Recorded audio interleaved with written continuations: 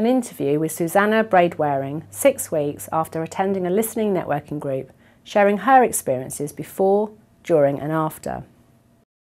And what happened just before listening networking group? Well, as you remember, we met actually at Splashdown, which was quite a funny place for us to meet. I just moved down from North Nottinghamshire down to Poole and was starting to establish my business down here. So I was already looking at how I was going to network and meet contacts. So listening and building rapport with clients was already something that was very prominent in my mind.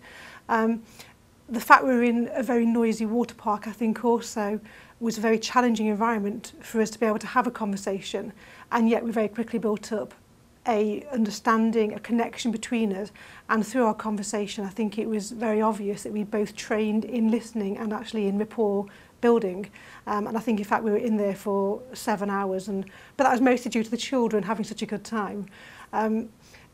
Through my previous work as being a manager and as a director, I would have said that my listening skills were very good. However, I then embarked on a coaching diploma and as part of that spent a whole day doing active listening, and it was only then that I really understood about the value of listening and how important it is to actually fully actively listen to what's going on for the other individual rather than already forming your answers and your next question based on your own preconceived ideas.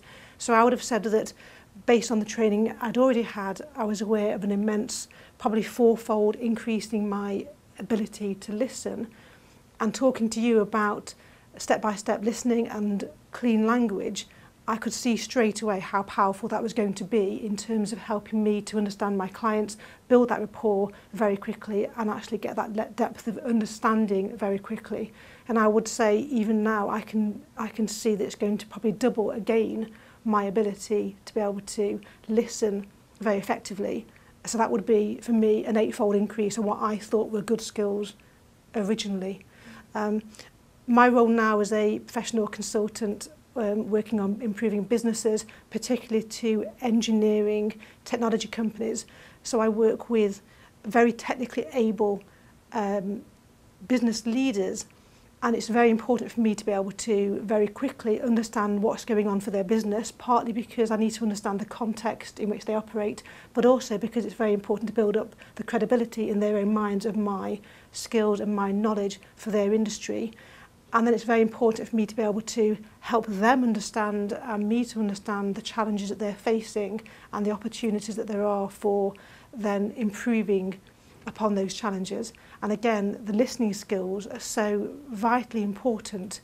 The other aspect is about the networking. It's so important for me to network and build up those relationships again very, very quickly. And so listening again and being seen and heard to listen are very, very important for the clients. So there are a number of things going on professionally and also in my personal life, having just moved with my children, that made me know that I needed to improve my listening skills already. And when attending the listening networking group, that was like what? It was very enjoyable, although I actually found it very, very challenging. To me, it was like learning a whole new language. I was so conscious of all the things that I couldn't say, and I was so conscious of the very set questions that I was quite tongue-tied, which is not a natural sort of state for me to be in. However, after about half an hour of practicing, listening to the other individuals who were there, when they were asking questions, how they were asking it actually became much easier, much more natural to ask the questions in those ways, and also to be able to respond to what you were hearing in a clean way. And straight away within that group you could start to see the benefits of using clean language through the quality and the depth of information that was coming out of the individuals as well. And as a group of people, there was a common interest. You could see straight away that between us there was a common interest. So I think it was quite interesting that sometimes you had to sort of get us to stop talking and chatting and actually do a lot more listening. And what happened after attending the listening networking group? I think in terms of, I use the clean language more with my family because it's easier for me to practice with them. Obviously they're one of my key priorities in my life, so it's important for me to be able to improve my communication and for them to feel that I understand them and see that I'm putting effort into trying to hear what they've got to say, particularly with one of my sons is approaching teenage years, so it's quite challenging. And in terms of the business, I'm just starting to use it because I'm so focused already on how I listen to my clients that to stop and put in a clean language question feels quite false. However, because I'm practicing at home, I'm starting to feed in the odd question, and already I can see the benefits of the depth of learning. And just from doing the listening network, I was already really surprised at how much knowledge you do get when you use the clean language.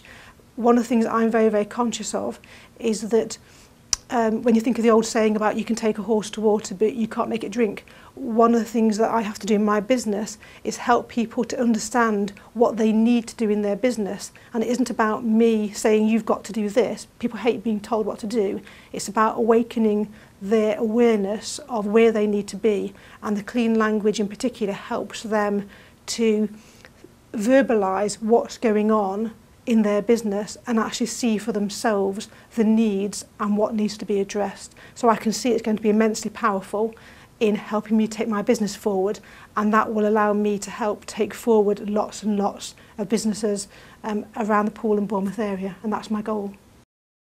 And when there is a difference at home, what kind of difference is that? I've got a 12-year-old and a 9-year-old, and already I'm just surprised at how much more communication there is within the house. I practiced on the way walking home from school yesterday, and my 9-year-old wouldn't shut up all the way down the road, so I was very, very patient and just kind of listened to him. But it was great because he obviously felt that we were having a good conversation, and that's important for him.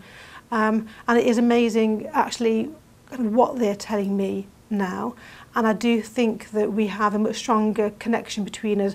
I felt that I was losing touch with who my 12-year-old son was, and I think that's got a lot stronger, and I feel that we've now got a platform we can build upon that actually, if something wasn't going right in his life, if he wasn't sure about something, he would at least feel that he could come and talk to me.